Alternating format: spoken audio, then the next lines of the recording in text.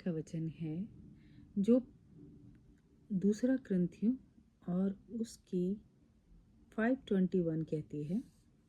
दूसरा क्रंथियों second Corinthians उसकी 5 chapter और 21 वर्स कहती है, जो पाप से अज्ञात था उसी को पिता ने हमारे लिए पाप ठहराया कि हम उसमें होकर परमेश्वर की धार्मिकता बन जाए।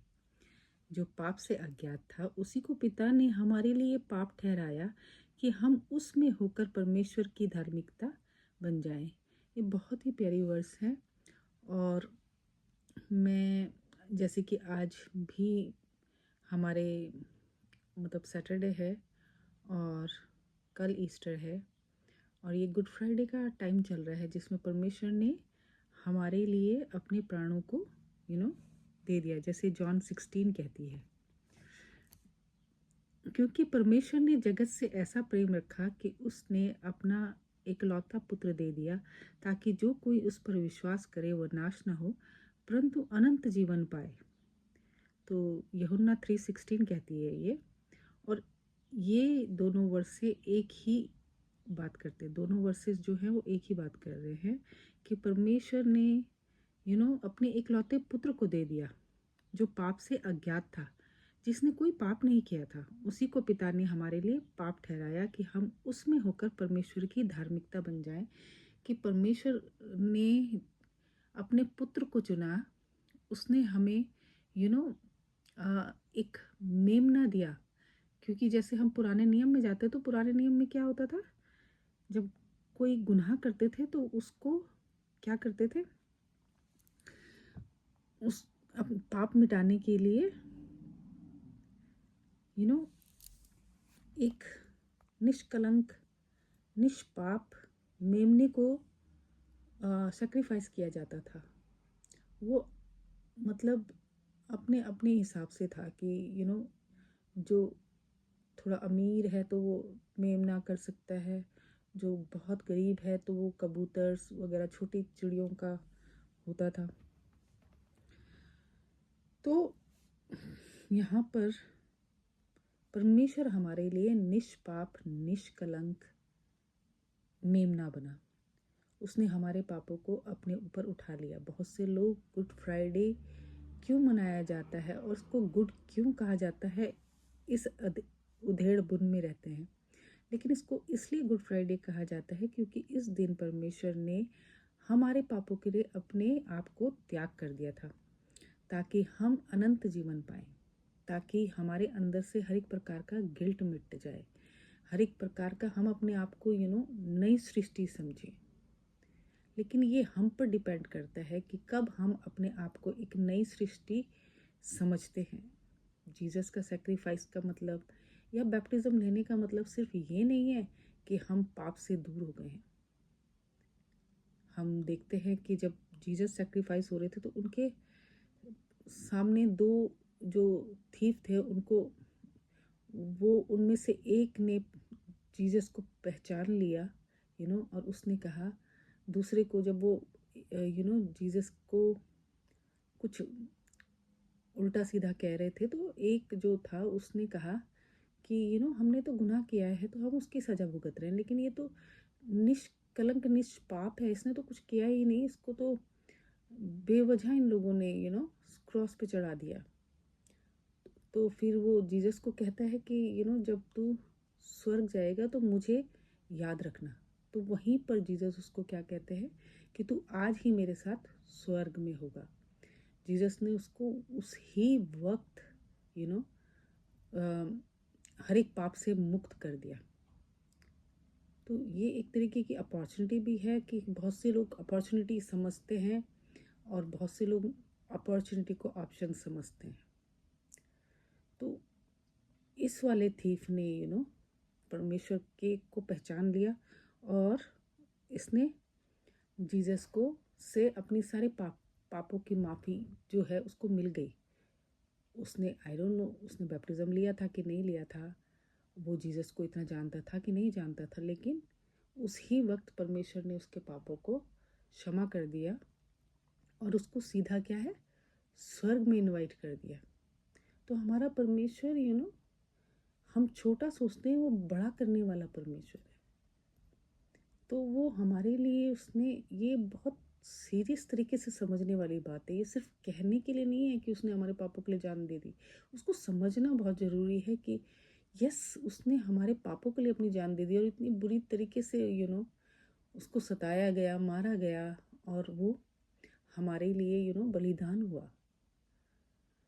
तो इस सैक्रिफाइस को लेकर के हमें, जब वो हमारे लिए इतना सैक्रिफाइस हुआ है, तो हमें भी परमेश्वर में आगे बढ़ना है। वो जिस उद्देश्य के लिए आया था, जो वो चाहता था कि लोग करें, वो लोग हमें बनने हैं। वैसा हमको करना है जैसा वो हमारी ज़िंदगियों से चाहता है। हम यहाँ पर आए हैं तो हमारा कोई ना कोई पर्पस होता है। हर एक परमेश्वर का चुना हुआ नहीं है, लेकिन जो परमेश्वर के चुने हुए हैं वो पर्पसली इस दुनिया में भेजे गए हैं। आप में से बहुत से लोग होंगे जो दुनिया की चीज़ें देख करके सोचते होंगे कि मैं यहाँ पर क्या कर रहा हूँ। सेम लाइक मैं भी यही सोचती थी कि परमेश्वर, मैं कहाँ आ गई हूँ, मेरा तो इस दुनिया से कोई काम ही नहीं है। यहाँ पर ऐसी ऐसी चीज़ें हो रही है कि ना मेरे को डर लगता है देखने से भी और सुनने से भी। ऐसी ऐसी न्यूज़ आती है कि अनोखी, अजीबोगरीब, जो मतलब आदमी सोच भी नहीं सकता।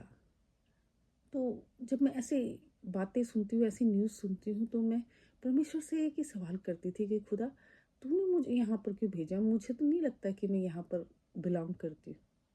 ऐसे ही हम में से बहुत से लोगों को, जिनको ये लगता है, वो सच में परमेश्वर के चुने हुए हैं। परमेश्वर ने किसी उद्देश्य के लिए हम लोगों को इस धरती पे भेजा है, और जो परमेश्वर का उद्देश्य है उसके लिए हमको प्रार्थना करनी चाहिए कि परमेश्वर, जो तू चाहता है वो मेरी ज़िंदगी से कर, तू मुझे ज़रिया बना, जो भी तू चाहता है होने दे पिता परमेश्वर, कि मैं वो सब करने पाऊँ। खुदावन, मुझे मजबूत कर, मुझे स्ट्रांग कर, मुझे मेरी आवाज़ को बुलंद कर पिता परमेश्वर, ताकि जब मैं तेरा प्रचार करूं, तेरी प्रीचिंग करूं कहीं पर भी खुदावन, तो होने दे कि लोग उसको ग्रहण करने वाले हों, सिर्फ सुनने और देखने वाले ना हो, बल्कि इसको ग्रहण करने वाले हों पिता परमेश्वर। लोग जाने कि तू सच्चा खुदा है, सच्चा परमेश्वर है, जिसने हमारे लिए इतना सेक्रीफाइस किया है। वो जाति जाति का परमेश्वर है। वो एक देश का परमेश्वर नहीं है जहाँ पर उसको सिर्फ एक देश जानता है, उसको पूरी दुनिया जानती है। जो संसार को बनाने वाला है, उसको उसको तो हर एक लोगों को जानना बहुत ज़रूरी है। सबको उसके बारे में पता होना ज़रूरी है, क्योंकि वो परमेश्वर है, क्रिएटर है। तो देश देश के लोग उसको जाने, और मेरे परमेश्वर को, जीसस क्राइस्ट को सब जानते हैं। जगह जगह पे वहाँ पर चर्चेस है। वो किसी एक देश का परमेश्वर नहीं है जहाँ पर सिर्फ एक देश उसको जानता है। वो जाति जाति का परमेश्वर है। सब उसको जानते हैं, सब उसके बारे में जानते हैं, और सब ये जानते हैं कि वो चंगाई देने वाला है। चाहे भले ही लोग ना मानते हो, अन्य जाति ना मानती हो, लेकिन उनको पता है कि वो चंगाई देने वाला परमेश्वर था, वो अद्भुत कार्य करने वाला परमेश्वर था। और वो ही एक था जो कि हमारे लिए, जिसने अपने प्राणों को दे दिया। उसको ज़रूरत नहीं थी, वो तो परमेश्वर का पुत्र था। बहुत से लोग सवाल उठाते हैं कि वो परमेश्वर का पुत्र था तो सलीब से उतर क्यों नहीं आया? अरे, फिर परमेश्वर में और इंसान में क्या अंतर रह जाता? ये कोई अंतर नहीं रह जाता। जो अपने आप को बचाना मांगता है वो मनुष्य है, ह्यूमन है, पर वो परमेश्वर था। उसने हमको सिखाना था, उसका पर्पसली वो धरती में आया था सेक्रीफाइस होने के लिए। तकलीफ तो उसको भी हुई होगी एज अ ह्यूमन, जब वो ह्यूमन बॉडी में थे, तो वो तकलीफ तो उनको भी थी। और वो कहते भी हैं कि हो सके पिता तो ये कटोरा मेरे पास से उड़ेल दे, वरना वो कर जो तू चाहता है। जैसा तू चाहता है वैसे ही तेरी मर्जी पूरी हो, मेरी मर्जी पूरी ना हो।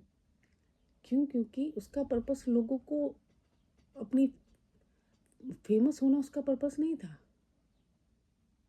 उसका पर्पस ह्यूमन लॉजिक की तरह नहीं चलता है था कि मैं फेमस हो जाऊं, मैं ये करतब दिखा दूं, मैं वो करतब दिखा दूं। जो ज़रूरी थे वो ही चीज़ें की है उन्होंने। जो ज़रूरी था वो सब किया उन्होंने। उन्होंने अपने लिए कुछ नहीं किया। तो इसलिए वो परमेश्वर का पुत्र था, उसने हमारे लिए सैक्रिफाइस होना था, तो उसने अपने पिता की मर्जी को पूरा किया। वो चाहता तो हजारों फरिश्ते आकर उसको बचा लेते और सब चीज़ गड़बड़ कर देते, लेकिन वो उसने नहीं चाहा। उसने फिर भी क्या बताया कि लोग उसको सता रहे थे और वो कह रहा था कि हे पिता ने क्षमा कर, क्योंकि ये नहीं जानते कि ये क्या करते हैं। तो ये जो वर्ड्स है ये बहुत गहरी और बहुत डीप इसके मीनिंग है। इसको सिर्फ वो ही समझ सकते हैं जो परमेश्वर के नज़दीक है। ये बोलने के लिए बहुत ईजी है, पर ये समझने के लिए बहुत वो है कि कोई तुम्हें परेशान कर रहा है, कोई तुम्हें मार रहा है और तुम उसके लिए ये प्रार्थना करते हो कि हे पिता इन्हें क्षमा कर, क्योंकि ये नहीं जानते कि ये क्या कर रहे हैं। राइट? तो वही है। तो आज का वचन मेरा यही है कि जब परमेश्वर ने हमारे लिए सेक्रीफाइस किया है तो हमको वैसा बनना है जैसा वो चाहता है। Thank you. हालेलुया। आमीन।